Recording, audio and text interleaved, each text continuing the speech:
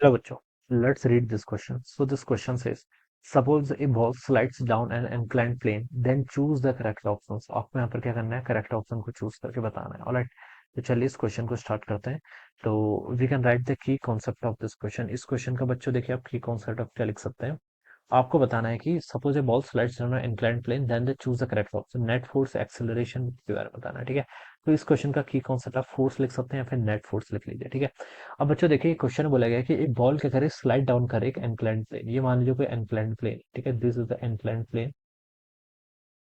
ये कितना आपका let, this is angle theta, ये आपका इंक्लिनेशन है. ठीक है, और कोई आपकी बॉल है, बॉल क्या कर रही है, स्लाइडिंग कर रही है, बॉल स्लाइड्स कर रही है. ठीक है, slides down inclined plane. Alright, ठीक है, तो then choose the correct option. तो देखिए बच्चों, बॉल पर आपके कौन कौन से फोर्स लगेंगे. ठीक है, सबसे पहले देखिए इस पर एक अर्थ के कारण फोर्स लगेगा mg in the vertical downward direction. Alright, earth के कारण mg फोर्स डाउनवर्ड डायरेक्शन लग रहा है.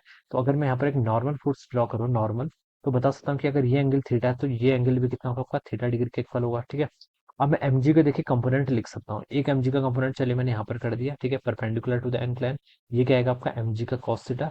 एक कंपोनेंट आपका इस डायरेक्शन में आएगा, ये कितना आएगा आपका mg का sin थीटा. ठीक है, ये आप यहाँ पर से लिख लीजिए. ऑलराइट, अब बच्चों देखिए इंक्लाइंड प्लेन के अलग मूव कर रहा है तो हमें नेट फोर्स बताना है. ठीक है, देखिए वर्टिकल डायरेक्शन में, यानी कि देखिए अगर मैं इसको एक्स एक्सिस बोलूँ, इसको वाई एक्सिस बोलूँ, तो वाई एक्सिस के अलॉन्ग तो आपका एक नॉर्मल लग रहा है, एक mg cos थीटा लग रहा है.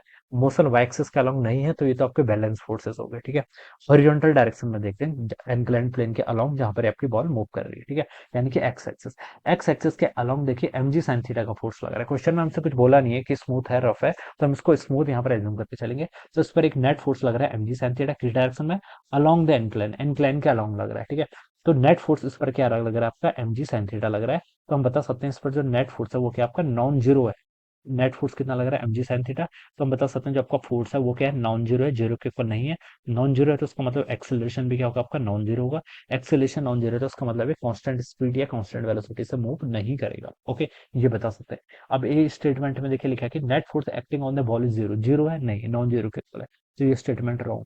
बी पे लिखा है कि नेट एक्सेलेशन इज जीरो. अगर net force is non zero है तो नेट एक्सेलेशन भी नॉन जीरो होगा. ठीक है, तो बी ऑप्शन भी इनकरेक्ट हो जाएगा. सी पे लिखा है कि net force acting on the ball is non zero. बिल्कुल ठीक है, ये स्टेटमेंट करेक्ट है, तो सी वाला करेक्ट हो जाएगा. डी पे लिखा है while moving down its speed is constant. This is incorrect. Acceleration है तो स्पीड कांस्टेंट कैसे हो सकती है, तो ये तो रॉन्ग हो जाएगा ना. तो सी वाला ऑप्शन क्या होगा, इसका करेक्ट आंसर होगा. So I hope you all understood this concept. All the best and thank you so much.